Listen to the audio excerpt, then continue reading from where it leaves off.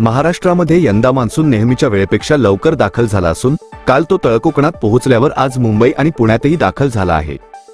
मुंबईत सुरू असलेल्या मुसळधार पावसामुळे शहरात अनेक ठिकाणी पाणी साचले असून जनजीवन विस्कळीत झाले आहे। माहीममध्ये एका इमारतीचा काही भाग कोसळला आहे, तर वरळीतील भुयारी मेट्रो स्थानकात पाणी शिरल्याने अडथळे निर्माण झाले आहेत। पावसाचा मोठा फटका लोकल ट्रेन सेवेवरही बसला आहे। मध्य, पश्चिम आणि हार्बर रेल्वे मार्गांवर विलंब आणि अडथळे जाणवले आहेत। हवामान विभागाने IMD मुंबईसाठी रेड अलर्ट जारी केला आहे।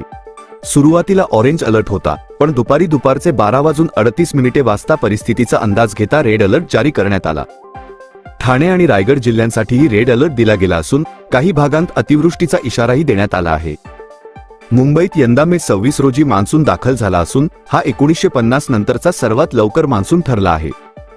यापूर्वी 1956, 1962 आणि 1971 मध्ये मे 29 रोजी मान्सून लवकर दाखल झाला होता। यंदा मे 24 रोजी केरळमध्ये मान्सून दाखल झाल्यानंतर अवघ्या 2 दिवसांत तो महाराष्ट्रात पोहोचला। IMDच्या इशाऱ्यानुसार पुढील काही दिवस मुंबई, ठाणे आणि रायगडमध्ये मुसळधार पावसाची शक्यता आहे। नागरिकांना आवश्यक असल्याशिवाय घराबाहेर न पडण्याचं आवाहन करण्यात आलं आहे। घराबाहेर पडताना छत्री किंवा रेनकोटचा वापर करावा, विद्युत खांबांपासून दूर राहावं आणि लहान मुलं व वृद्धांची विशेष काळजी घ्यावी। प्रशासनाने अफवांवर विश्वास न ठेवण्याचं आणि सहकार्य करण्याचं आवाहन केलं आहे।